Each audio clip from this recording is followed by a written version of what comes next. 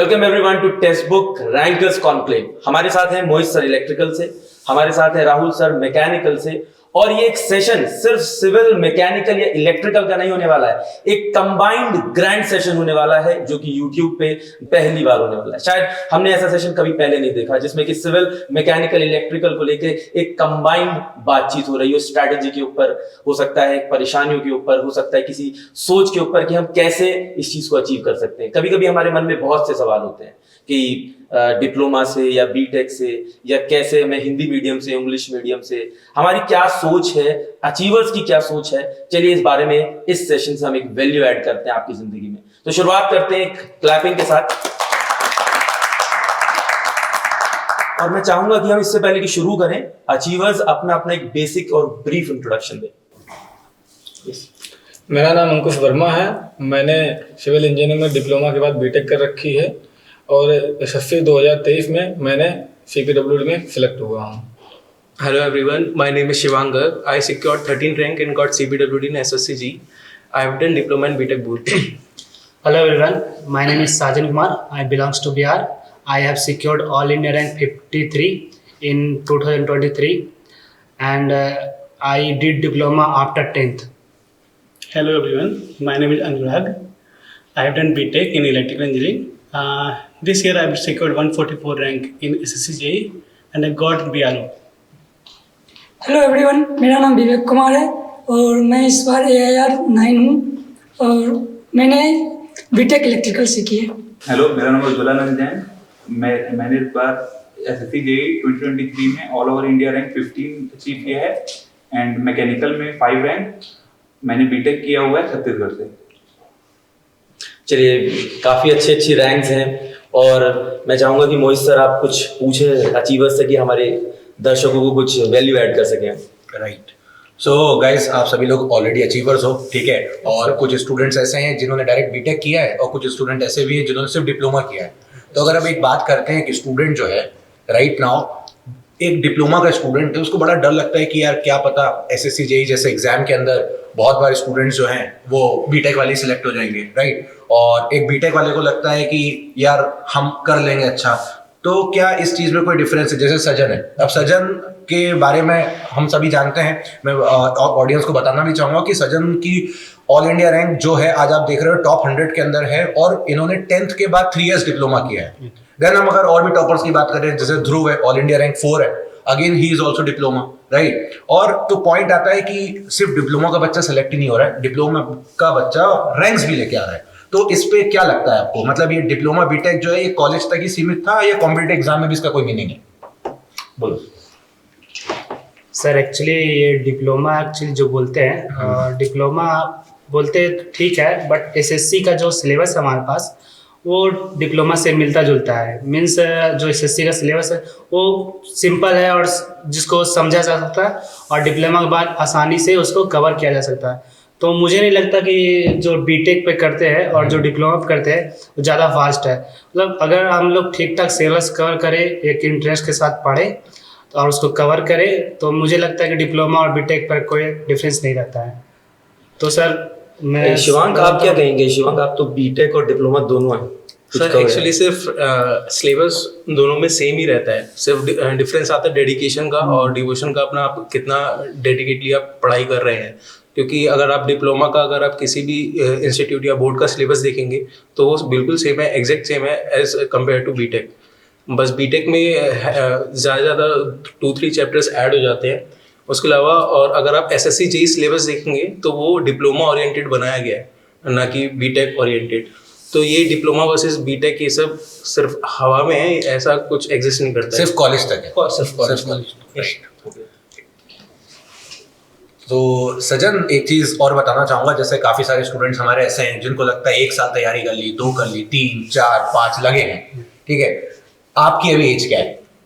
Sir मेरा भी as तो 21 है, राइट। और ये मैंने डिप्लोमा करके फर्स्ट अटेम्प्ट में SSC JEE 2023 निकाला हूँ और इससे पहला अटेम्प्ट नहीं दे पाया कुछ रीजन की वजह से, बट मैंने फर्स्ट SSC दिया और मैंने क्रैक किया। और इसमें सर मुझे कुछ ज़्यादा कुछ डिफरेंस नहीं लगा, मतलब ठीक ठाक सिलेबस मैंने कवर किया, तो उसके हिसाब से मेरा इस बार ही हो गया। सो एक मेन चीज तो ये होती है कि डिप्लोमा और बीटेक का जो मिथ है वो पूरी तरीके से कॉलेज लेवल तक है। अब अगर इसके बारे में बात करें राहुल सर, एक जो स्टूडेंट को दिक्कत आती है, ये जो E&M की जो सीट्स हैं ये सब कंबाइंड सीट्स इलेक्ट्रिकल मैकेनिकल, तो ये फाइट चलती है। सिविल इंजीनियरिंग SSCJ में बिल्कुल एक तरफ है कि हाँ ये वैकेंसीज है, ये हो गई, बट इलेक्ट्रिकल मैकेनिकल फाइट चलती है। जैसे आप लोग भी आए थे, आपस में सुबह से लड़ी रहे तो पॉइंट ये आता है कि भाई इस बार सारी सीट्स इलेक्ट्रिकल वाले बच्चे ले जाएंगे, नहीं इस बार सारी सीट्स मैकेनिकल वाले बच्चे ले जाएंगे। ऐसा पूरा 6 महीने तक टेलीग्राम, व्हाट्सएप से लेके यूट्यूब तक लाखों कमेंट्स पड़े हुए हैं इस बात पे। तो यार पॉइंट आता है कि आप देखो खुद ही कि SSC में ऑलरेडी लास्ट टाइम तक डिस्क्रिप्टिव पेपर होता था, बट अब तो CBT हो गया। अब आप CBT में तो आपको इस बार भी नॉर्मलाइजेशन का फायदा मिला है। E&M के अगर हम देखें तो एट द एंड जब नॉर्मलाइजेशन हो रहा है तो कुल मिला के बात तो सही हो चुकी है। जैसे अगर मैं बात करूँ उज्जवल से, तो उज्जवल आप बताना चाहो, आपको भी यही फीलिंग आती थी इलेक्ट्रिकल वाले बच्चे ले जाएंगे सीट, मैकेनिकल के ले जाएंगे, कि क्या हो जाएगा? सर वो कह रहा है मैंने तो अपनी छीन ली भाई। सर जब डिस्क्रिप्टिव पेपर था तो हाँ मैकेनिकल में थोड़ी पार्शियलिटी होती थी, कॉपी चेक और पेपर का जो लेवल रहता था वो बस ज्यादा डिफरेंस नहीं था। 4 घंटे का पेपर 2 घंटे में सॉल्व करने बोलते थे हम लोग को, इलेक्ट्रिकल वालों को 1 घंटे का पेपर 2 घंटे में सॉल्व करने बोलते थे। तो बट अभी एट प्रेजेंट अगर बोलूँ तो ठीक है 40 नंबर ही नॉर्मलाइज हुए हैं, तो कोई बड़ी बात नहीं। सही बात है। बट इन फ्यूचर जो मैकेनिकल के भी अगर जो तैयारी कर रहे हैं तो अगर मैकेनिकल का पेपर हार्ड आएगा तो उनको भी नंबर बढ़ जाएगा। तो ये दोनों इस बार का जो पैटर्न है, हाँ इस बार कुछ मैकेनिकल के बच्चे थोड़े उदास जरूर होंगे कि उनके अच्छे नंबर आ रहे थे बट नॉर्मलाइज हो गया अचानक से बीच में। बट फ्यूचर के लिए मैकेनिकल के लिए चीज सेफ्टी की चीज है कि अगर उनका पेपर हार्ड आता है तो हमारा भी नंबर बढ़ जाएगा, और इलेक्ट्रिकल का हार्ड आता है तो उनका बढ़ जाएगा। तो अब बराबर हो गया मैटर दोनों की। मतलब SSC ने ये काम तो अच्छा किया है। बिल्कुल, मतलब ये जो एक स्टूडेंट को मिथ रहता था यार कि ये दिक्कत हो जाएगी, ये दिक्कत हो जाएगी, वो एक चीज पूरी तरीके से खत्म कर दी। अब आप शांति से अपना CBT 1 दो, CBT 2 दो, आपकी रिस्पेक्टिव कोई भी ब्रांच हो, नंबर ऑफ वैकेंसीज दोनों के लिए कॉमन है, जो अच्छा बच्चा को निकल जाएगा। सिंपल सी बात। CBT 2 में मुझे तो लगता है कि अच्छा हुआ है कि मेंस को हटा के CBT कर दिया। ये जो चेकिंग वाला था एक मिथ कि यार ये पता नहीं मेरे को अच्छा चेक करने वाला मिलेगा या नहीं मिलेगा, ये नहीं सर मिथ नहीं था, पिछली बार हुआ है। ये मतलब मिथ कहने का मतलब ये है कि एक प्रॉब्लम थी, खत्म हो गई। मतलब सबको यही लगता था कि मुझे नंबर कम मिले हैं बस। एक अगर हम बात करें तो ये हर सबको फीलिंग आती है कि मुझे तो कम मिले हैं। अब किसी को मिले हो नहीं मिले हो एक अलग चीज है, लेकिन होता था, ऐसा भी हो जाता था। राइट। अच्छा सर, बीटेक वर्सेस जो हम डिप्लोमा की बात कर रहे थे, तो सर इसमें मतलब नॉर्मली मुझे ऐसा लगता है बच्चों का पॉइंट ये होता है कि जैसे जो बच्चा बीटेक किया है तो कहीं ना कहीं वो रीजनिंग का पोर्शन ज़्यादा अच्छा कर लेता है। मतलब ऐसा एक जो भी मिथ है, आई डोंट नो कि सही है कि नहीं है, तो बोलते हैं कि जो बच्चा बीटेक किया है वो ज़्यादा अच्छा रीजनिंग कर लेता है और डिप्लोमा का बच्चा उतना बेहतर नहीं कर पाता। तो कहीं ना कहीं उनका ये रहता है कि इस वजह से बीटेक वाले हमारी सीट ले जाते हैं। तो क्या है मतलब आप लोगों के हिसाब से ये चीज़ सही है? नहीं सर, या फिर प्रैक्टिस से ये चीज़ें होती हैं? एक्चुअली सर आपका पॉइंट सही है, लेकिन उसमें मेन बाइफर्केशन ये हो जाता है कि बीटेक वाले सारे जितने भी डिपार्टमेंट सब में एलिजिबल हैं, और डिप्लोमा वाले BRO एंड MES में अगर उनके पास 2 साल का एक्सपीरियंस तब एलिजिबल हैं, तो उनके पास सीटें कम हो जाती हैं। बाकी रीजनिंग वाली जो बात रही सर, मुझे ऐसा नहीं लगता कि डिप्लोमा वाले बच्चे की रीजनिंग कम आती है। मेरे साथ के हैं डिप्लोमा, मैंने डिप्लोमा में बीटेक भी की, मेरे साथ के बच्चे डिप्लोमा वाले भी सिलेक्ट हुए, उनके अच्छे नंबर थे रीजनिंग में। तेरे बगल में रैंक लेके बैठा है ये बैठे हैं साजन जी, इनको मैं बधाई देता हूँ कि उन्होंने पहले अटेम्प्ट में इतनी अच्छी रैंक निकाली।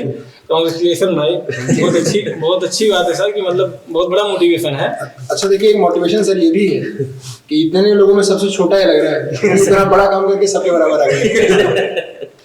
तो सर बस इसमें यही चीज है कि मतलब डिपार्टमेंट वाइज जो है सीटें कम हो जाती हैं। हाँ ये तो है। तो ये उनको लगता है कि बीटेक वाले 60% फिट ले गए, डिप्लोमा वाले 40% पे ले गए, और मिनिमम एलिजिबिलिटी डिप्लोमा की होती है एज ए जूनियर इंजीनियर की। तो उनको ये लगता है कि यार ये बीटेक कर लिए तो टोटल ले गए, हम डिप्लोमा कर लिए, तो फिर ये थोड़ा सा हो जाता है। अदरवाइज रीजनिंग का पोर्शन तो मुझे नहीं लगता ऐसा। अब यार देखो, ये सब तो कॉलेज की बातें हैं सर। फाइनली क्या होता है कि डिग्री मैटर ही नहीं करती, पोस्ट मैटर करता है। सब पोस्ट पे बराबर है तो सब बराबर ही, जहाँ तक हमको ऐसा लगता है। उज्जवल, आपने अभी नॉर्मलाइजेशन पे बात करी कि 40 नंबर समथिंग, तो मैं एक सवाल है मेरा, क्योंकि मैं जानना चाहता हूँ कि स्टूडेंट्स के पर्सपेक्टिव से नॉर्मलाइजेशन से आपको क्या लगता है कि एक अच्छा इम्पैक्ट आता है, खराब आता है, या क्या मतलब कुछ कहो नॉर्मलाइजेशन? तो नॉर्मलाइजेशन ठीक है, बट जैसे कि गेट का पेपर जो होता है उसमें नॉर्मलाइजेशन एक लिमिट में होती है। मतलब 200 के पेपर में 20 मार्क्स नॉर्मलाइज 10% बहुत ज्यादा डिफरेंस क्रिएट कर देता है। तो बच्चों नॉर्मलाइजेशन जरूरी है, क्योंकि 2 शिफ्ट सेम लेवल के नहीं हो सकते। बट थोड़ी लिमिट होनी चाहिए उसकी। गेट में भी होता है नॉर्मली 2 मार्क्स मोस्ट से ज्यादा तो होते नहीं, गेट में 100 नंबर का पेपर है, बट यहाँ पे 20-30 भी कभी कभी हो जाते थे जितना डेटा चढ़ गया उतना हो जाता था, बट वो थोड़ा स्पैन थोड़ा ज्यादा है, बाकी नॉर्मलाइजेशन से ऐसा कोई दिक्कत नहीं है। सर मुझे लगता है नॉर्मलाइज होना अच्छी बात है, लेकिन जब खुद के साथ होता तो अच्छा लगता है। जैसे सर 23 में मेरे प्री वाले में मेरा सबसे टफ शिफ्ट था, 10 की मॉर्निंग में था, तो मेरे सबसे जो है टफ शिफ्ट थी, तो जनरल नॉमिनेशन में नंबर ज्यादा बढ़े हैं। पिछली बार मेरे नंबर घट गए तो मैं दुखी था, अभी मेरे बढ़ गए तो मैं खुश हूँ। तो ऐसा है, लेकिन एक है कि सर जो है पेपर कई दिन हो रहा है तो इक्वल नहीं हो पा रहा है, कोई मॉडरेट कोई टफ है, तो नॉर्मलाइजेशन होना चाहिए, अदरवाइज अनफेयर हो जाएगा, ताकि सबको इक्वलिटी मिल सके। सके। सर बिल्कुल। शिवांग तुम भी यार कह दो यार कुछ। सर नॉर्मलाइजेशन तो वही बात है कि जब अपने साथ होता है तो अच्छा लगता है, दूसरे के साथ हो रहा है नॉर्मलाइजेशन का एक पॉइंट है, नॉर्मलाइजेशन का जो फॉर्मूला है वो बहुत सारे पैरामीटर पर डिपेंड करता है। Yes, sir. सपोज 3 शिफ्ट है, कितने नंबर ऑफ कैंडिडेट्स बैठे हैं, फिर उनका एक एवरेज निकलता है। Yes, sir. अब पेपर का लेवल कैसा भी हो, अगर उस शिफ्ट का जो एवरेज है अगर वो ही कम हो गया तो एट द एंड वो पेपर टफ हो जाता है according to formula. Yes, sir. That is the point. तो कहीं ना कहीं नॉर्मलाइजेशन तो होना ही चाहिए, अगर वो नहीं होगा तो दिक्कत है, राइट? मतलब इसमें ये भी है कि जो आप रेंज की बात कर रहे हो उसमें मैं ये कहूंगा कि वो एक्चुअली फॉर्मूला बेस्ड है, उन्होंने सारे पैरामीटर्स को डाला हुआ है, तो मतलब ऐसा नहीं है कि आप ये कह सकते हो कि किसी ने अपने मन में आया कि 30 चढ़ाना है, चल इसके में बढ़िया नाम लग रहा है इसका 20 रख दे।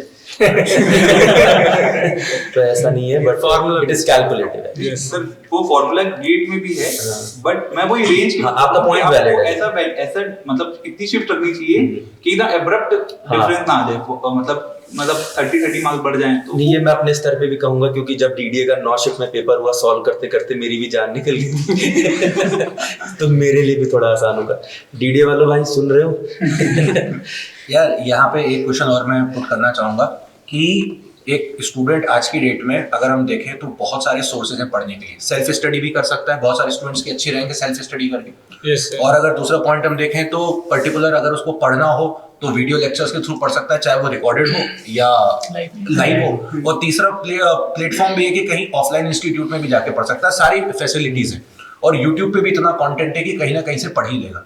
पॉइंट ये आती है कि आज की डेट में एक स्टूडेंट जब हम फेस करते हैं, इतने सारे हजारों बच्चों को देखते हैं, बच्चा ना सबसे मेन चीज क्या हो रही है, जो बच्चे सिलेक्ट नहीं हो रहे हैं उन्हें ये एग्जैक्टली समझ में नहीं आ रहा है कि मैं दिन भर में कितने घंटे पढूं, दिन भर में कितना पढूं, और मैं जो कर रहा हूँ वो सही है या नहीं। सबसे मेन दिक्कत ये आ रही है, क्योंकि आज आप देखोगे हम लोग जब देखते हैं कि एक स्टूडेंट जो है दिन भर पढ़ाई तो कर रहा है, बट एट द एंड उसको खुद नहीं पता चल रहा है कि वो अपने साथ सही कर रहा है या गलत कर रहा है। अब ऐसी सिचुएशन में 5 मिनट तो उसको यही समझने में लग जाएंगे सही कर रहा है कि गलत कर रहा है। अब ऐसी सिचुएशन में उसको एक सीधी सी बात है, आप लोग ने तैयारी करी, एक चैनल को तो फॉलो किया होगा, मतलब एक चैनल फॉलो मतलब एक आपने अपना रास्ता बनाया कि मेरे को ये इस टाइम तक करना है, राइट? अगर आप उसी समय पे आप ये सोचते हैं कि मैं इसके साथ ये भी कर लूं तो भी मेरे नंबर बढ़ जाएंगे। ऐसी सिचुएशन में कभी फंसे हो, और अगर ऐसी सिचुएशन में अगर फंसे हो तो कभी ऐसा लगा है कि दिक्कत हुई, क्या बोलते हो? सर मैं बोलना चाहूँगा कि प्रिपरेशन में सबसे पहला आइडिया आपका होना चाहिए कि आपको एक प्रॉपर चैनल मिलना चाहिए जहाँ से आप तैयारी कर सको। मेरे केस में ऐसा था कि मैं बहुत सारे चैनल फॉलो करता था कि कुछ भी देखे जा रहा हूँ, काफी सारे सोर्सेस फॉलो, काफ़ी सोर्सेस है, जैसे कि कुछ अच्छे कोचिंग के सोर्स हैं जो काफ़ी सुबह से तो तुम मेरे को अच्छे लग रहे थे तो वही हुआ कि मुझे समझ नहीं आता मैं तैयारी कहाँ से करूँ। तो मेरे कुछ दोस्त पहले भी सिलेक्ट हो चुके हैं एसएससी में, तो उनसे बात किया तो चीज़ें मुझे पता चलने लगी कि हाँ ये 2-3 चैनल से आप फॉलो करो, तो मैं उसको फॉलो करता था। देन मुझे पता चला मोहित सर के बारे में, मैं इनको फॉलो करता था, मतलब ब्लाइंडली फॉलो नहीं करता, बस फॉलो करता था कि हाँ सर भी पढ़ाते हैं।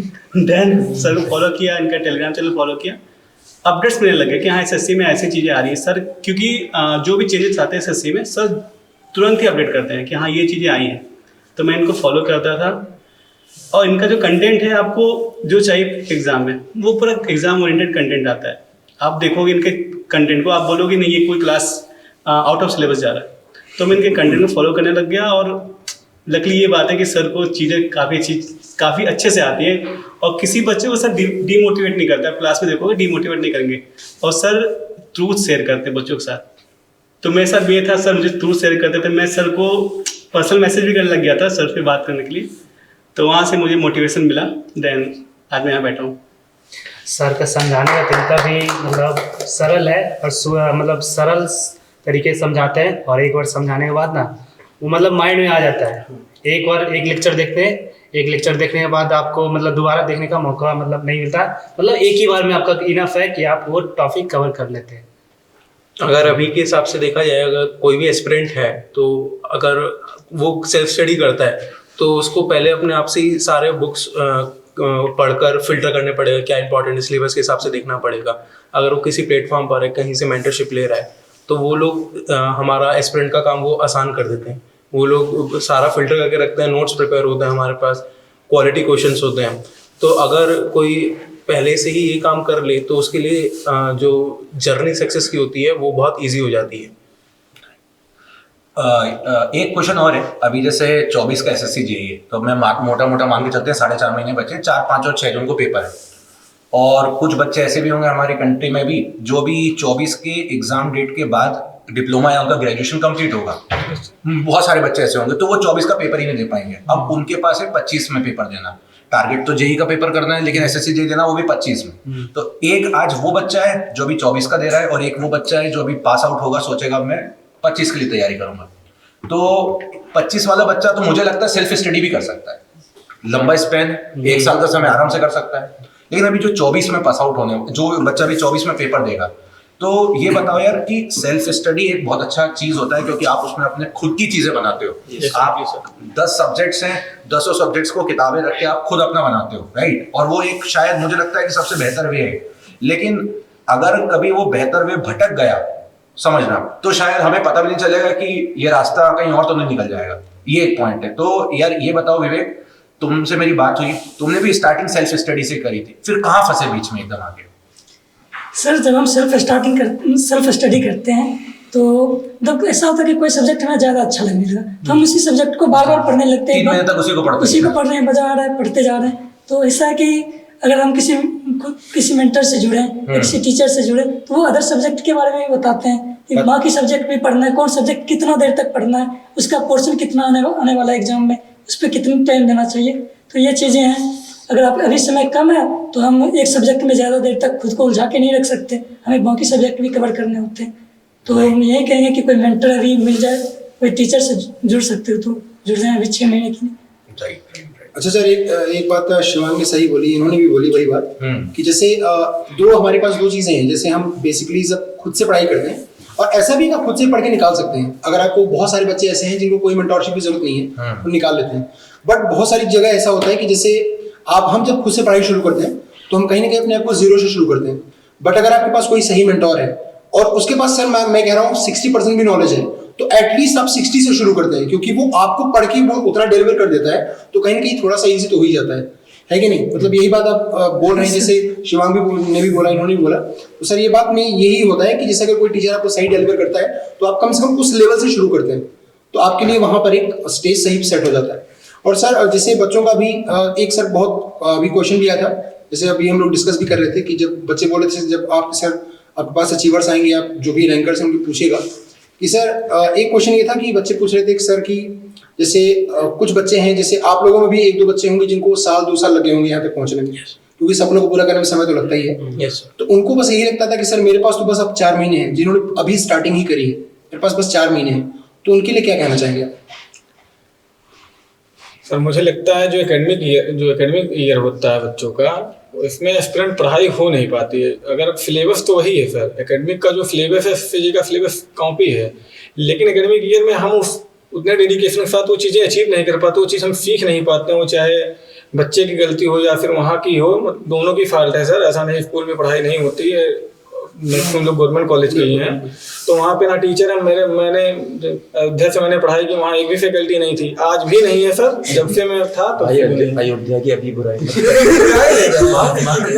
बुराई नहीं कर रहा हूँ, मतलब मेरे टाइम में भाई 22 तारीख तक कुछ नहीं। तो मैं अपने सब खुद अयोध्या से आए हो सर। देखिए जो सही है वो सही है, बाकी मोदी सुन रहे हैं कोई बात नहीं। मेरे यहाँ सर केवल हेड ऑफ डिपार्टमेंट सर थे, वो केवल फाइनल ईयर में पढ़ाते थे। फर्स्ट ईयर सेकंड ईयर को पढ़ाने के लिए कोई टीचर नहीं था, तो फिर बच्चों को पता नहीं चल पाता एग्जैक्टली क्या सिलेबस है, कैसे पढ़ना है, किस डायरेक्शन में जाना है। जो आया तो उस समय यूट्यूब भी नहीं हुआ करता ना, डेटा हुआ करता था। 2016 से 2019 के 18 के आसपास बच्चों को डेटा आया, तो बच्चे थोड़ा हुए कि नहीं, यूट्यूब आया, टीचर आए, माहौल मिला कि क्या होता है क्या नहीं होता है। मुझे ऐसा लगता है जो अभी एस्पिरेंट है, जैसे सर हमने बोला 25 वालों के लिए, 24 वालों के लिए तो ठीक है, 24 में की तैयारी ठीक ठाक है, तो वो टेस्ट सीरीज के माध्यम से, मैं टेक्स्ट बुक को ही बोलूँगा, ऐसा नहीं कि मैं यहाँ बैठा हूँ सर, मेरी बैकबोन टेक्स्ट बुक ही रही है। नहीं तो मैं पिछली बार यहाँ आया होता इंटरव्यू में, पिछली बार में फेल हो गया था क्योंकि मैं टेक्स्ट बुक में नहीं था। मेरे दोस्तों का हो गया, मेरे ग्रुप में 8-10 दोस्त थे, कोई NSPC में होगा, 7-8 SSC में होगी पिछली बार, मेरा नहीं हुआ। चूँकि मुझे ये लगता था मेरी तैयारी काफ़ी अच्छी है तो मेरा हो जाएगा, लेकिन मेरा परफॉर्मेंस एग्जाम में जाके नहीं हो पाता। SSC सर इमोशन से खेलती है, वहाँ टाइम नहीं मिलता है। अगर आप टेस्ट पे नहीं प्रॉपर बैठेंगे तो आप वहाँ जाके पेपर देख ही नहीं पाएंगे, पेपर सबमिट हो जाता था, यही चीज़ होती थी। और मुझे वो लोग बोलते थे कि नहीं तुम आओ, मैं आता ही नहीं था। तो फिर मैंने लास्ट ईयर में सीखा कि हाँ मेरी लैग कहाँ, पढ़ाई तो मेरी बहुत अच्छी थी, तो मैं समझा, तो उसको मैंने काम किया, तो फिर आज मैं आपके साथ में हूँ। 25 वालों के लिए मैं ये बोलना चाहता हूँ, एकेडमिक ईयर में से पढ़ाई होती नहीं, चाहे वो बीटेक हो चाहे डिप्लोमा। बीटेक वाले तो नहीं पढ़ते, डिप्लोमा वाले बेचारे पढ़ते भी हैं। बीटेक वाले लिटरली बताऊँ सर, बीटेक में वन नाइट वाला होता है, सब लोग इंजीनियरिंग बैकग्राउंड के हैं, PDF मिल जाती है, वही पढ़ के चले जाते हैं। तो मेन चीज़ ये होता है कि आपका एकेडमिक खत्म, CGPA बन गया, डजंट मैटर, उसके बाद आपको अंडरस्टैंडिंग आपकी क्लियर होनी चाहिए। मुझे लगता है कि मैं मैकेनिकल और इलेक्ट्रिकल को क्रिटिसाइज तो नहीं करूंगा, मुझे लगता है सर जानते होंगे, ये भी जानते होंगे मेरे कलीग हैं, कि मुझे लगता है सिविल इंजीनियरिंग का सिलेबस बहुत लेंदी है। अगर मैं इलेक्ट्रिकल मैकेनिकल में कंपैरिजन करूं सर, तो हम लोग का सिलेबस काफ़ी लेंदी है। सर देखे हैं, सर को पढ़ाना पड़ता है जानते हैं। मतलब सर यहाँ आप समझिए, अगर छोटा सा भी पार्ट है तो वहाँ के भी क्वेश्चन आ रहे हैं एग्जाम में, तो आपको अगर पूरा आप कवर अप नहीं करके जाएंगे तो आप एग्जाम में नहीं कर पाएंगे, बेटर परफॉर्मेंस आपके नहीं होगा। जैसे हमारे साजन जी रैंकर पहली बार में आए हैं, तो ठीक है, अच्छी बात है। मतलब सर बीटेक वालों का बेसिकली है कि बीटेक वाले ये मानते हैं कि जब एक रात के पढ़ने से भी हम कमाल कर जाते हैं, तब जाकर एक्चुअली सर वहाँ होता क्या है, वहाँ असाइनमेंट आ जाते हैं, ट्यूटोरियल आ जाते हैं, मिला जुला के वही सब आता है। डिप्लोमा का पेपर तब भी बाहर सेट होके आता है, सबका एक ही रहता है, तो उसमें बच्चों को पढ़ना पड़ता है। लेकिन मुझे लग रहा है कि उज्जवल कुछ कहना चाहते हैं। नहीं, वो मुझे कह दें, लेकिन मैं अपनी बात खत्म तो कर दूं सर। तो ये चीजें हैं, तो मुझे लगता है 25 में जो सिविल एस्पिरेंट है उनके लिए ये चीज होनी चाहिए कि सर आप जो है कि आप एकेडमिक आपका खत्म हो गया, अब आपको ये देखना है कि आप सिलेबस आप देख लेंगे, सिलेबस क्या है, सिलेबस आपको मिल गया। अब आपको एक ऐसा प्लेटफॉर्म निकालना है जिसमें आपको ऑनलाइन एजुकेटर, उसी की टेस्ट सीरीज, जो भी आपका पूरा मेंटर हो वहीं पे, वैसा ना हो आप पढ़े यहाँ से रहें, टेस्ट वहाँ कर लिए हैं, आपको कोई और समझा रहा, ऐसा चीज नहीं, सारी चीजें एक प्लेटफॉर्म पे होनी चाहिए। क्योंकि आपको जो कंटेंट डिलीवर करा है वही आपका टेस्ट सीरीज डिजाइन करा, तो अगर आपको कोई कंफ्यूजन हो रही है इन केस, तो आपका कम्युनिकेशन अच्छा रहेगा एस्टेब्लिश। तो मैंने तो कोचिंग नहीं की सुपर कोचिंग से, क्योंकि मेरा बेसिक अंडरस्टैंडिंग क्लियर हो गया, तब मैं सर को तब से फॉलो करता हूँ जब सर व्हाइट बोर्ड पे पढ़ाते थे, यहाँ पे नहीं थे, यहाँ के पार्ट नहीं थे। और अभी इस साल में मैंने सर के PDF वगैरह पढ़े, बहुत अच्छे कंटेंट हैं डिजाइन किए, और थोड़ा बहुत इधर उधर हो गया, मैं सर को बोला, सर मेरे नाराज भी हैं। मैंने जानबूझ के ब्लैक स्क्रीन पे दी थी क्योंकि कॉपी ना मार पाए, व्हाइट पे अपने आप से चेंज करके प्रिंट मार दिए। तो ये था, लेकिन मुझे यही लगता है कि सर आपको एक बार अपनी अंडरस्टैंडिंग के लिए सारे सब्जेक्ट का कॉन्सेप्ट क्लियर करना होगा, क्योंकि अगर आप सेल्फ स्टडी करते हैं तो आपका जो आप रट्टा टाइप का हो जाता है, वो आपका सेमेस्टर एग्जाम नहीं, आप आज पढ़े कल जाकर लिख के परसों भूल गए, ऐसा नहीं होना चाहिए। तो अगर आपको क्लियरिटी चाहिए तो आपको किसी ट्यूटर के कहीं, ऐसा नहीं, आप कहीं भी आपकी अंडरस्टैंडिंग क्लियर, उसके बाद आप खुद पढ़ सकते हैं, आप कोई बुक उठाइए, किसी का भी उठाइए, आप पढ़ सकते हैं। और एक चीज और, एक डिस्ट्रैक्शन सर बहुत ज्यादा होता है मार्केट में, इतनी ज्यादा बुक्स हैं, XYZ पब्लिकेशन, इतने इरर हैं उसमें, मैं बता रहा हूँ सर, मेरे को 3-4 महीना लग गए थे उसको इरर। मेरे पास बुक है सर, यस मेरे पास बुक है सर, आप बोलेंगे मैं बता दूंगा इस पेज पे ये क्वेश्चन में ये चीज गलत है, मैंने सारे काट के रखे हैं। मैं बोलता हूँ अभी आज यहाँ की बुक मुझे मिली, मुझे विश्वास है कि यहाँ की किताब अच्छी होगी, क्योंकि जो कंटेंट मिल रहा है फ्रिज वो यहाँ भी होगा। अभी तो मैं वो भी लिया हूँ, मैं जाके उसको पढ़ूंगा। और बाकी सर अल्टीमेटम गोल यही, UPSC यही है, एक बार आ जाती है हम लोग। जैसे इन्होंने बुक का नाम लिया, कितने बच्चे, तो मुझे बहुत सारी ऐसी बुक है जो इन्होंने बताई, बहुत सारी एरर है, तो बच्चे मुझे कई बार टेलीग्राम पे मैसेज भी करते हैं सर इस बुक को मुझे देख के वो कबीरदास की लाइन याद आती है कि पंछी को छाया नहीं फल लागे अति दूर, और बड़े हुए तो क्या हुआ जैसे। सर अगर आप कहें तो मैं इसमें एक चीज ऐड करना चाहूँगा। अभी मेरा UPSC AJIC में भी मेरा रिटन क्लियर हुआ है, और मैंने अभी 2-3 दिन पहले यहाँ से मैंने मॉक इंटरव्यू दिया था, कोई कोचिंग थी, तो उन्होंने मुझसे क्वेश्चन पूछा सर, उन्होंने मुझसे बिल्डिंग मटेरियल क्वेश्चन पूछा, मैंने उनको सब कुछ सही बताया। उन्होंने मुझसे बोला कि यार कहाँ पढ़ गया है वो, मैंने उनको सीधा बोला मैंने टेक्स्ट बुक के एक्सप्लेनेशन में मैंने पढ़ी है, मैंने वहाँ से कंटेंट उठाया, मैंने उनको कोई बुक नहीं बोला। कहें अरे यार तुम टेक्स्ट बुक से पढ़ते हो, मैंने कहा भाई देखो यार लिटरेचर पढ़ने का टाइम नहीं, वो टाइम जाओ गर्मी में नहीं पढ़े तो नहीं पढ़े, उससे कंटेंट निकालना पड़ता है। यहाँ यदि कंटेंट आपको क्रीमी लेयर वाला निकाल के मिल रहा है तो मैं क्यों एक्स्ट्रा मेहनत करूँ। तो उन्होंने बोला आप एक बुक आती है सर बहुत पुरानी है, उसमें अपडेशन कभी नहीं हुआ, जो गलतियां आज भी है वही आज। उन्होंने बोला उसकी पहले क्वेश्चन आप जाके पढ़ना एक्सप्लेनेशन। मैंने कहा सर मैंने उसको 2-3 सब्जेक्ट में सारे क्वेश्चन गलत दिए गए हैं, उसको मैं क्यों पढ़ूं, मेरे कलेक्शन में पढ़ता नहीं हूँ। तो यही चीज़ होती है। उन्होंने मुझे वो वाली बुक रिकमेंड नहीं किया था, तो मैंने उनको सीधा एक शब्दों में जवाब दिया, मैं टेक्स्ट बुक का मटेरियल में प्रीफर करता हूँ, वाकई बेहतर करता हूँ। मतलब तुमने इतने सर जोर से ये बोल दिया नहीं मैं बोला सर ये जो लड़का है ये अपनी कंपनी में लीडर बन गया इंजीनियर। लीडर। अच्छा सर एक मेरा क्वेश्चन है उज्ज्वल, एक मिनट। सिर्फ एक मिनट में पहले हाँ भाई बताइए। कुछ भाई बात सही बोल रहे थे, वो दूसरे की थाली में खाना और अपना कॉपी का नहीं दोस्त मैंने बोला मैंने पहले बोल दिया कि बुरा मानने वाली बात नहीं, लेकिन मैं मानता भाई मान लो कोई भी किसी भी एग्जाम का सिलेबस उठा के देख लो, अगर सिविल इंजीनियरिंग के सब्जेक्ट देख लो अपने सिलेबस देख लो, मैं दोनों को बोल रहा हूँ। हाँ नहीं ओपन बोल रहा हूँ, सिलेबस उतना नहीं है भाई। नहीं वो बात ये चीजें आप लोग अभी जानते हो, ये चीजें हम शुरुआत से जानते आ रहे हैं, क्योंकि हमें भी पता है कि सिविल इंजीनियरिंग का कंटेंट बनाने में हमें सबसे ज्यादा टाइम लगता है। Yes sir. देन उसके बाद हमको मैकेनिकल का लगता है, और नो डाउट इलेक्ट्रिकल का कंटेंट एज पर एसएससी जेई जो है वो सबसे कम है। अगर इंडिया में हम बाकी एग्जाम्स को देखें तो एसएससी जेई में इलेक्ट्रिकल में 10 से ऊपर सब्जेक्ट्स हैं, लेकिन अगर मैं सिर्फ एसएससी जेई को देखूं तो मैं बोलूंगा सबसे कम जो सिलेबस है वो इलेक्ट्रिकल का होता है, क्योंकि यहाँ पे दो लेकिन इसका मतलब ये नहीं कि इलेक्ट्रिकल में टाइम नहीं लगता। ऐसा नहीं है, वो सिलेबस कम है तो सबके लिए है। राइट। लेकिन सर सिविल में एक्चुअली सिलेबस भी ज्यादा और पोस्ट भी बहुत कम रहती है। नहीं अच्छा उल्टा बोलिए, पोस्ट मतलब पोस्ट ज्यादा रहती है सिलेबस कम रहता है। मैं थोड़ा गलत एक्चुअली जानते हैं सर क्या होता है, पोस्ट तो जैसे मैकेनिकल इलेक्ट्रिकल के जो सब्जेक्ट हैं उनका आपस में बॉन्डिंग है। जैसे इन्होंने इलेक्ट्रॉनिक्स पढ़ी तो इलेक्ट्रॉनिक्स से सिमिलर चीजें उनको दूसरे में मिल जाएंगी, उन्होंने कुछ पढ़ी उनकी मिल जाएगी। सिविल इंजीनियरिंग में अगर आप सर्वेइंग पढ़ रहे हैं तो सर्वेइंग बिल्कुल अलग है, बिल्डिंग मटेरियल बिल्कुल अलग है। मान लीजिए फॉर्म फ्लूइड आप भी पढ़ते हैं, मैकेनिकल वाले भी पढ़ते हैं, उसके अलावा आपने एस्टीमेट गए तो उधर कुछ हो गया, तो सारे सब्जेक्ट इधर उधर बिल्कुल बिखरे पड़े हैं, और इसीलिए पब्लिक सेक्टर सब लोग हम ही देख रहे हैं सर। देखो यार एक क्वेश्चन और मेरे मन में है कि आज की डेट में एक स्टूडेंट जो है वो अगर हम बात करते हैं, लेट सपोज एक बच्चा है, जैसे विवेक हो गया, सजन, ये लोग सब, अनुराग, ये सब अचीवर्स बैच के लास्ट टाइम के स्टूडेंट्स हैं आप लोग। पॉइंट आता है कि ऐसे ही अभी एक बैच और चल रहा है, मिशन सिलेक्शन बैच, जो 2024 के लिए, जिसमें डेली बच्चा 2 घंटे आके अपनी तैयारी कर रहा है। राइट, मॉर्निंग में आता है, सिविल की क्लासेस चल रही है, मैकेनिकल की, इलेक्ट्रिकल की चल रही है, तो मॉर्निंग में पढ़ रहा है 2 घंटे, फिर यूट्यूब पे भी आके क्लासेस ले रहा है, तो एक फैक्टर वो भी हो गया, और ले रहा है, करता है, मतलब चॉइस है उसकी, करना है नहीं करना। बट हाँ, अगर उसको लगता है कि नहीं मुझे क्वेश्चन प्रैक्टिस करना है तो करना है।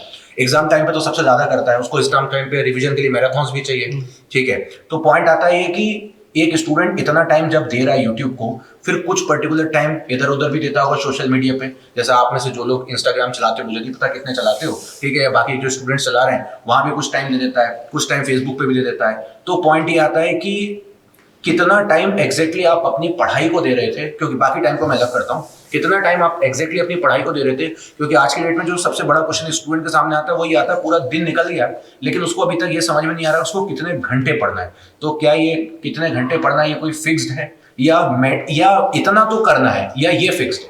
तो अनुराग इसमें क्या बोलना चाहोगे, मतलब कि कितना फिक्स्ड? सर पढ़ाई तो खुद पे डिपेंड करता है कि आप पढ़ गया रहो। और जब मेरे एंड से ऐसा था कि सर पढ़ाई आप डेली करो, स्किप मत करो कि हाँ आपको एक टारगेट फिक्स करना है कि आज मुझे इतना पढ़ लेना है, उसके बाद आप सारी चीज़ों को टाइम दो। सोशल मीडिया भी जरूरी है सर, क्योंकि माइंड रिफ्रेश होना चाहिए। पढ़ाई करो और माइंड रिफ्रेश नहीं होगा तो आप चीज़ें मैनेज नहीं कर पाओगे। तो मेरे साथ था कि मैं सोशल मीडिया को टाइम देता था, और देना चाहिए, हर बच्चे को देना चाहिए। जो बच्चा नहीं दे पा रहा है, हो सकता है वो टॉपर है, या हो सकता है वो बहुत ज़्यादा। किस तरीके से टाइम दे रहे थे? सर मैं देता था, क्या मैं पसंद पहले तो क्लास देखता था, क्लास देखूंगा, उसके बाद कुछ नोट्स देखता था, टेस्ट देता था, उसके बाद जरूर देता था। फिर उसके बाद मैं टाइम जाता था कि कुछ दोस्त भी होते, उनसे बातें नहीं करो तो टाइम कैसे आगे जाएगा तो मैं बात करता था। और मेन माने ये रखता है कि आप पूरा फोकस सोशल मीडिया को मत दो, पढ़ाई भी करो। पढ़ाई करना जरूरी है, उसके बाद जो चीज़ें हो सकती है वो जरूर करो। मेरा मानना ये है सर। विवेक आपको क्या लगता है, सोशल मीडिया को कितना टाइम दिया? सर मेरा मानना यह है कि पहले आप अपना एक दिन का जो टारगेट है वो उसे फिक्स कर लो, उन्हें डिवाइड कर लो। उन टारगेट के बीच में जो समय मिल रहा है उस बीच में आप सोशल मीडिया या फिर कोई और एंटरटेनमेंट, या फिर आप किसी मतलब क्रिकेट वगैरह खेलना जाना चाहते हो तब जाओ आप। तो मैं तो सोशल मीडिया यूज़ करता था, उसके बीच में एंटरटेनमेंट के लिए तो काफ़ी यूज़ करता है। और दूसरा ये है कि आप अपने किसी दोस्तों से बात कर सकते हो। मैं प्रेफर करूँगा कि आप अपने किसी सीजीएल वाले दोस्तों से बात करो जो एसएससी सीजीएल की तैयारी कर रहे हैं। तो ऐसा है कि वो अपना दुख सुनाते हैं जीके जीएस का, और हमारा जीके जीएस से पढ़ने के लिए एक तरह से मेरा रिवीजन हो जाता था, क्योंकि मैं जीके जीएस पढ़ता था नहीं, तो बस उसी का दुख सुनते रहता था। तो ये मुझे काफ़ी इंटरटेनमेंट लगा, और जीके जीएस भी मेरा सही हो जाता था। तो सीजीएल वालों को दोस्त बना लें। हाँ, वो तो दोस्त होते ही होंगे स्कूल वाले हाँ, दोस्त। नहीं है तो भी बना लें। हाँ, तो भी बना लें, बेहतर बेहतर है। है। राइट। और सजन, आपको क्या लगता है कि मतलब देखो, एक क्वेश्चन मैं और यहाँ पे बोलूंगा, आज देश में इतने सारे बच्चे एसएससी जेईई का फॉर्म भर रहे हैं, और इसमें से अगर हम देखें ना, कुछ परसेंटेज बच्चे ऐसे हैं जो अपना फॉर्म भर भी नहीं पाए। उनके गांव के बाहर जो इंटरनेट कैफे है ना, उसने उनका फॉर्म भरा है, और इवन उनको ये पता भी तब चलता है कि एसएससी जेईई का फॉर्म आया। एक पोस्टर लगाते हैं इंटरनेट कैफे वाले, एसएससी जेईई का फॉर्म 150 रुपए में भरा जाएगा, 100 रुपए का 50 उनका बनता है। राइट, तो ये भरा जाता है। उस बच्चों को ये भी नहीं पता, उसको ये भी नहीं पता तैयारी करने के लिए मार्केट में जब वो थोड़ा शहर में जाता है तो एक 200 रुपए की बुक मिलती है XYZ पब्लिकेशन की, जो कि आज नोटिफिकेशन आता है और रात में छप के सुबह तैयार हो जाती है। उस बुक में ऐसा क्या रहता है, मुझे आज तक समझ में नहीं आया कि रात में कैसे बनती है, क्योंकि हमें भी पूरी टीम को टेस्ट सीरीज बनाने में 20 से 25 दिन लग जाते हैं, तब जाकर के हम उतने प्रॉपर टेस्ट बना पाते हैं। और कंटेंट की तो फिर बात ही अलग, उतना समय लग जाता है। पॉइंट ही नहीं समझ में आया कि वो रात में कैसे बुक बन जाती है और सुबह तक पब्लिश हो जाती है, बच्चों को मार्केट में मिल जाती है। वो बिलीव भी कर लेता है कि शायद इसको पढ़ के मेरा सिलेक्शन हो जाएगा। तो सजन, इसमें क्या बोलोगे, मतलब कितना टाइम दे रहे थे सोशल मीडिया को, और क्या ये चीज़ें आपने फेस करी हैं? सर बी ऑनेस्ट, मैं इंस्टाग्राम बहुत एडिक्टिव हूँ, बट सर ड्रीम के आगे सर सब सेक्रीफाइस करना पड़ता है। तो मैंने सर बी ऑनेस्ट, मैंने इंस्टाग्राम को मैंने छोड़ा। बहुत एडिक्टिव था, मैं इंस्टाग्राम चलाया था, ड्यूरिंग प्रिपरेशन भी चलाता था, बट सर मेरा कंसिस्टेंसी था कि 5 से 6 घंटा डेली कंसिस्टेंसी स्टडी करना है, ठीक है। तो सर मैं सोशल मीडिया भी यूज करता था, 2 घंटे 3 घंटे सोशल मीडिया को देता था, लेकिन 5 से 6 घंटे डेली मतलब स्टडी को देना ही है ना। तो उसके बाद क्या सर, मैं सब्जेक्ट भी चेंज करता था, जैसे एक ही सब्जेक्ट पढ़ के इंटरेस्ट खत्म हो जाता था, तो इन सब्जेक्ट को सैंडविच करके पढ़ता था, अल्टरनेट करके। और सर सोशल मीडिया को 2-3 घंटा पर डे देता था, 5-6 घंटे कंसिस्टेंसीली स्टडी को। और सर जब एग्ज़ाम नियर आया, तो एग्ज़ाम नज़दीक आने पर मैं उस टाइम को 10 से 11 घंटे कर दिया, ठीक है। 14 दिन पहले, 2 वीक पहले मैंने 10 से 11 घंटा पढ़ना स्टार्ट किया, क्योंकि एग्ज़ाम आया, प्रैक्टिस सेट मारना स्टार्ट किया। तो सोशल मीडिया उस दौरान भी कर लेकिन कम किया, इंस्टाग्राम को कम किया। इंस्टाग्राम ही चलाता और कुछ नहीं चला, व्हाट्सएप वो चैट फेसबुक कुछ नहीं चला, बस इंस्टाग्राम में एक्टिव था। तो मेरा यही है, कंसिस्टेंसी रहेगा तो कोई भी बंदा कर लेगा, अपना जो भी प्रिपरेशन में लगे वो क्रैक कर लेगा।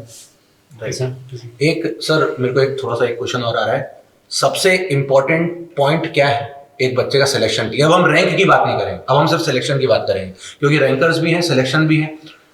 विवेक भी CPWD में जाएगा, क्या पता जितने यहाँ 4-5 CPWD में सब एक ही साथ मुंबई में ट्रेनिंग करो, राइट। तो एक पॉइंट ये भी आ सकता है ना, तो वो तो खैर हमें नहीं पता, वो तो डिपार्टमेंट डिपेंड करता है। बात ये आती है कि सबसे इंपॉर्टेंट पॉइंट क्या है। सबसे इंपॉर्टेंट पॉइंट पूरी प्रिपरेशन में एक ऑथेंटिक कंटेंट है जो एग्जैक्टली SSC के लिए है, या फिर एक बोलूंगा मैं मल्टीपल सोर्सेज है, मतलब सब कुछ आपके पास होना चाहिए। क्या लगता है इस चीज में, आप क्या लगता है, आप ही बताइए। सर, किसी प्रिपरेशन के आपको एक प्रॉपर कंटेंट तो चाहिए, और उसके साथ साथ एक प्रॉपर फैकल्टी चाहिए। जो मेरे साथ था कि मुझे प्रॉपर फैकल्टी और प्रॉपर कंटेंट दोनों मिला, और आपका एक माइंडसेट होना चाहिए कि आपको एग्ज़ाम निकाल पाओ। क्योंकि सर बहुत सारे स्टूडेंट का ये दिक्कत होता है सर, वो कॉन्फिडेंस नहीं आता है कि वो एग्ज़ाम निकाल पाएंगे। शायद सबके साथ यही हुआ होगा, कोई नहीं जानता कि उसका सिलेक्शन होगा प्री के बाद। मेरे साथ कितने फेलियर है इसके पहले? फेलियर सर मेरे अनकाउंटेबल फेलियर है। मैंने काफ़ी एग्ज़ाम दिए हैं, और काफ़ी अच्छे एग्जाम्स मैंने प्री क्वालिफाई किए हैं, इंटरव्यू आउट हुआ हूँ मैं। और सर SSC जेईई मेरा टारगेट फोकस नहीं था कि SSC जेईई मुझे निकालना है, मेरा फोकस गेट था। मेरा गेट का कंटेंट काफ़ी अच्छा था, मैं काफ़ी अच्छा उस सब्जेक्ट में, उस इलेक्ट्रिकल सब्जेक्ट में काफ़ी अच्छा हूँ। SSC जेईई का फोकस मेरा आया कि मुझे एक गवर्नमेंट जॉब चाहिए, जो सबका सपना होता है, तो मुझे भी चाहिए था। अब जेईई का सिलेबस थोड़ा अलग होता है, अगर आप एग्ज़ाम देखें, आप गेट का देखें तो काफ़ी अलग है जेईई से। तो जेईई का सिलेबस थोड़ा डिप्लोमा ओरिएंटेड था, तो मैंने सोचा कि डिप्लोमा ओरिएंटेड मुझे होकर पढ़ना पड़ेगा, मुझे अपना लेवल उस तरह का लेना पड़ेगा कि मैं एक डिप्लोमा वाले बच्चे और बीटेक वाले बच्चे से दोनों फाइट कर सकूँ। सोच वैसे ही बनानी, वैसे सोच बनाया कि मुझे पता था कि फाइट देना पड़ेगा यहाँ पे। तो मैंने ये किया कि मैंने एक प्रॉपर चैनल को फॉलो किया। मैंने आपको पहले बताया कि मैं सर को फॉलो करता था, डेडिकेटली फॉलो करता था। एक और सर थे जिनका नाम मैं नहीं लेना चाहूँगा, लेकिन लास्ट में at a time of preparation मैंने सर को ही फॉलो किया और मैं पर्सनल चैट्स पे सर से बात करता था। और वहाँ से मुझे पहले तो मुझे मोटिवेशन मिली कि हाँ मैं निकाल सकता हूँ। और जब मेंस हुआ तो हाँ मुझे ऐसा लगा कि मेरा सिलेक्शन नहीं होने वाला है, क्योंकि कुछ मैकेनिकल इलेक्ट्रिकल सीट्स में था कि हाँ मैकेनिकल कुछ ज़्यादा मिलेगा, इलेक्ट्रिकल कुछ कम मिलेगा, ऐसे कुछ हो रहा था। सालों से ये बात चली आ रही है हाँ। कि मैकेनिकल वाला एलिजिबल है कि इलेक्ट्रिकल वाला एलिजिबल है। 1000 से ऊपर वीडियो हो चुकी होंगी इसके ऊपर, राइट। अब जाके मुझे लगता है इस साल सब क्लियर हो गया है कि कौन कहाँ क्या एलिजिबल, इस बार आकर के सब अब ऐसा clear हो लग गया। रहा है वैसे मैं कि- कहूँ हम लोग सिविल वाले वैसे भी साइड में इसलिए अलग ही बैठे हैं इसलिए कि भाई तो सर उनका डिस्कस चेहरा कर अलग ही लो। मुस्कुरा रहा है, उनको पता है कि ये इनको फाइट नहीं देना है। अच्छा सर, मुझे लगता है एक पॉइंट डिस्कस करना चाहिए जो जरूरी है। जितने बच्चे यहाँ पर हैं सबसे एक एक पॉइंट लेना चाहिए। एक एक पॉइंट सब बताइए कि जो बच्चे आपको देख रहे हैं उनको कौन सी गलती नहीं करनी चाहिए। एक एक पॉइंट सब बताएं। जैसे एक पॉइंट उन्होंने बताया, हर कोई गलती करता है तो एक एक गलती अपनी अपनी हो सकती है जिससे कौन सी सुधार आ सकता है। गलती जो मतलब आपको जिसने वास्तव में मोटिवेट किया, जिससे आपको कभी लगा कि ये मैं नहीं किया, इस वजह से मैं यहाँ पर हूँ। आपसे शुरुआत करते हैं जो सर वो मेरी मतलब मेरा जो स्टार्टिंग में प्रॉब्लम थी वो टाइम मैनेजमेंट का काफी इशू था जी। मतलब वो एक बार शॉर्ट हो गया मेरे लाइफ में, तो फिर इशू नहीं हुआ क्योंकि 24 आवर्स बहुत है एक दिन के। अगर आप 7 आवर की स्लीप भी लेते हैं जो कि डिसेंट है प्रिपरेशन के टाइम पे, 4 आवर का कंटेंट अगर आप कंज्यूम करते हैं कोई स्टडी का, उसके बाद अगर 4 आवर आप स्टडी भी करते हैं तो 8 आवर ही हो गया, 8 + 7 15 आवर। फिर भी आपके पास बहुत टाइम बचता है आपको जो भी एक्टिविटी करनी है, चाहे सोशल मीडिया या फ्रेंड्स से मिलना है, उसके लिए आपके पास इनफ 9 आवर्स का बहुत टाइम, अगर आपका टाइम मैनेजमेंट अच्छा है तो मेरा स्टार्टिंग में वो बहुत वीक पोर्शन था। फिर फैमिली और सिस्टर ने हेल्प की कि थोड़ा वो, क्योंकि वो भी अच्छी पोस्ट में जा चुकी थी तो उसने थोड़ा गाइड किया और कुछ फैकल्टी ने गाइड किया, तो फिर वो मैटर सॉल्व हो गया, तो फिर फाइनली सिलेक्शन हो गया। ठीक है डियर, क्या नहीं करना चाहिए बच्चों को, मतलब क्या गलती अवॉइड करें, बस एक शॉर्ट में। मैं ये कहूँगा कि जो रात में जैसे सर बोले हैं कि एक रात में नोटिफिकेशन आती है और अगले दिन अलग अलग XYZ पब्लिकेशन की बुक आ जाती है, तो मैं कहूँगा कि उन्हें फॉलो ना करें। आपको एक स्टैंडर्ड बुक जो किसी अच्छे इंस्टीट्यूट से हो या फिर मतलब स्टैंडर्ड ऑथर की जो बुक होती है जी, जी। उन्हें फॉलो करें तो ज़्यादा सही रहेगा। सर मेरा मानना ये है कि सर बच्चे सिलेबस फॉलो नहीं करते। सिलेबस रहता है, बच्चे बोलते हैं कि सिलेबस में ये भी पढ़ लूँगा वही पढ़ लूँगा। उनको चाहिए कि इनको क्या नहीं पढ़ना है और क्या पढ़ना है। मेरा मानना है कि वो PYP फॉलो जरूर करें, कोई भी एग्जाम दे, कोई भी इवन XYZ PYP फॉलो करें। देन कंसिस्टेंट रहें। जो बच्चे कंसिस्टेंट नहीं होते हैं तो कंसिस्टेंट रहें और कॉन्फिडेंस अपना बूस्ट रखें। मेरा ये मानना है कि तभी उनका सिलेक्शन हो सकता है। मेरा भी सेम वही कि कितने बच्चे फेलियर के बाद डिमोटिवेट हो जाते हैं, उसके बाद प्रिपरेशन को छोड़ते करते। तो मैं कहना चाहूँगा सिंपल सा कि आप कंसिस्टेंसी रखें। एक न एक दिन आप अगर मेहनत अच्छे से कर रहे हैं तो आपका मेहनत रंग लाएगा और आपका सफलता मिलेगी। तो मैं बोलूँगा कंसिस्टेंसी रखिए, बस यही। सजन एक बात यहाँ पे मैं पूछना चाहूंगा तुमसे, अगर मान लो ये वाला अभी SSC JEE नहीं निकलता, प्री ही नहीं निकलता, फिर सर अगर प्री नहीं निकलता तो मैं अपना जो प्रीवियस जो करेंट में जो प्रिपरेशन का प्लान बनाया था उसको मैं चेंज करता, उसमें और भी कंटेंट जोड़ता और भी स्मार्ट स्टडी करता, स्मार्ट प्लान बनाता उसके रिगार्डिंग, और उसमें भी नहीं होता तो फिर से सर चेंज करता। मतलब मैं सर प्लान पहले चेंज करता और मेरे को अपने आप पर भरोसा है, विश्वास है कि मैं कर लूँगा और मेरा बेसिक भी ठीक ठाक था। 3 बार भी नहीं होता तो क्या करते? 3 बार भी नहीं होता ऐसा सर। थॉट आता कि मैं कोई और एग्जाम्स की तैयारी करने लग जाऊं, मैं बैंकिंग तरफ चला जाऊं, SSC CGL चला जाऊं, कि मैं क्या कर लूं, क्या मतलब, या ये सोचते कि अब यहाँ तक पहुँच लिया है तो एटलीस्ट फाइट तो करते हैं। तो सर 3 अटेम्प्ट के बाद भी मुझे लगता है कि मैं करता, क्योंकि मुझे अपने आप पर भरोसा है, क्योंकि वो सिलेबस बेसिक सारे कंप्लीट है और वैकेंसी कितने भी कम रहते मैं करता, क्योंकि वो क्या है ना कि मुझे कोई भी चीज़ इंटरेस्ट के साथ पढ़ता हूँ। नंबर ऑफ वैकेंसी मैटर नहीं करती। मैटर नहीं करता, कोई भी चीज़ मैं मन से पढ़ता हूँ, इंटरेस्ट के साथ पढ़ता हूँ, इच्छा शक्ति होती है। मैं जिस सब्जेक्ट को छूता हूँ ना उसमें डूब जाता हूँ। प्रैक्टिकली सोचता हूँ, GK GS हो या फिर आपका रीजनिंग हो या फिर टेक्निकल हो, सारा मैं प्रैक्टिकली, मेरा GK GS भी अच्छा है, रीजनिंग भी अच्छा है और टेक्निकल भी मैं करता हूँ तो वो भी अच्छा कर लेता हूँ।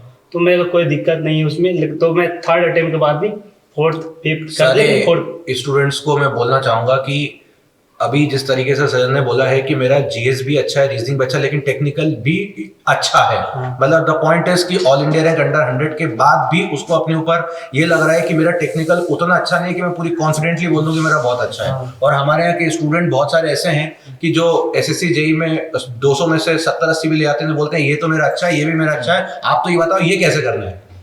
समझ रहे हो बात को? पॉइंट यहाँ पे ये कि सबसे पहले अपने अंदर झांक ले, राइट? ओके, मेरा स्टूडेंट के लिए यही मैसेज है कि जो भी 24 के लिए एस्पायर है वो रिवीजन स्किप ना करें, और अगर टेस्ट सीरीज कहीं से दे रहे हैं तो आपको टेस्ट सीरीज की मिस्टेक्स डेफिनेटली एनालाइज करनी है।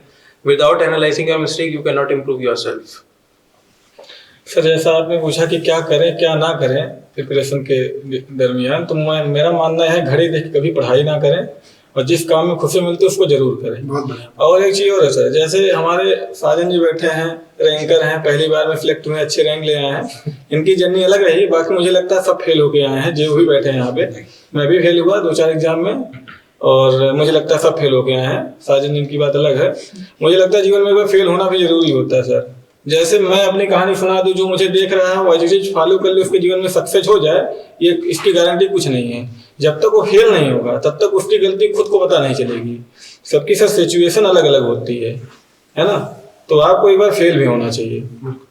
एक ऐसा बोल सकते हैं, भाई लग नहीं, मतलब आप एक बार अगर फेल हो जाएंगे तो आपको फिर किसी मोटिवेटर की जरूरत नहीं है, आपको पता चल जाएगा मैं गलती कहाँ की है। Self motivation. एक ये चीज पे सब एग्री कर सकते हैं, कुछ अनबिलीवेबल पाने के लिए कुछ अनबिलीवेबल खोना पड़ेगा। नहीं सर, मैं एग्री नहीं करता। अच्छा, मैंने पिछली बार ये चीज की थी, मैं फेल हो गया था। यस सर, और मैंने अब की बार वो चीज बिल्कुल धड़ल्ले से किया, और मैं यहाँ बैठा हूँ। मैंने पिछली बार वही चीज ताकि जो मुझे बहुत अच्छी थी, लेकिन मैं फेल हो गया। मैंने किसी का सुना था, मैंने अभी बोला ना सर, किसी का सुन करके आप यहाँ इम्प्लीमेंटेशन करेंगे, गारंटी नहीं है कि आप सक्सेस हो जाओ। मैंने कहीं सुना था कि अगर आपको कुछ पाना है तो आपको ये सबसे जो आपको सबसे अधिक प्रिय है वो आपको त्यागना पड़ेगा, लेकिन ऐसा होता नहीं सर। सबकी बातें अलग अलग होती हैं। मुझे तो लगता है इस पूरे सेशन से कुछ इंपॉर्टेंट पॉइंट जो मुझे मिलते हैं वो ये है कि चाहे 3 बार में हो चाहे 4 बार में हो, आपको सोच के रखना है कि हमें करना ही है। नंबर 1, आपकी सोर्स बहुत सिलेक्टेड होनी चाहिए कि भाई मेरे को यहाँ से करना है, ठीक है ना। तीसरा, आपका कंसिस्टेंट होना बहुत इंपॉर्टेंट है। चौथा, मल्टीपल प्लेटफॉर्म्स को फॉलो करके आप रिजल्ट नहीं निकाल सकते। आपको जो भी एक चूज कर रहे हैं आपको चूज कर लें और उसी डायरेक्शन में चलें। और 5वां, जो कि इन्होंने भी बोला कि कोई भी डिप्लोमा है, बीटेक है, इस बात से कोई फर्क नहीं पड़ता। आपको बस ये देखना है कि मैं ये अचीव करना चाहता हूँ और क्या मैं यहाँ पे एलिजिबल हूँ या नहीं। चलिए तो फिर फाइनल इस चीज को क्लोज करते हैं, और आई होप कि जितने भी हमारे स्टूडेंट्स हैं उनको काफी बेहतर ये चीज पता चलेगी। एक जनरल हमारा टॉक था सर, जब हम आए भी थे, तो एक बार होता है ना, कभी कभी जब हम बात करते हैं, हम आपस में पहले मिले थे, लेकिन जब यहाँ बैठे हैं सब, तो ये सोच के नहीं बैठे थे कि कब क्या होगा, बस एक नॉर्मली हम बैठ गए और आपस में बात करना चालू कर दिए। तो वो एक सबसे इंपॉर्टेंट चीज होती है कि हर इंसान के एक सेक्सुअल थॉट्स निकल के आते हैं। तो चलिए गाइस, तो फिर इसी तरीके से हम लोग मिलते रहते हैं, और आप लोगों की जो भी क्वेरीज होंगी वो कमेंट बॉक्स में जरूर डालिएगा। चैनल को सब्सक्राइब कर लीजिएगा, और पूरी टीम आपके लिए वापस 2024 एसएससी जेईई डेडिकेशन के लिए खड़ी हुई है, और इसी तरीके से हम लोग आगे बढ़ते हैं।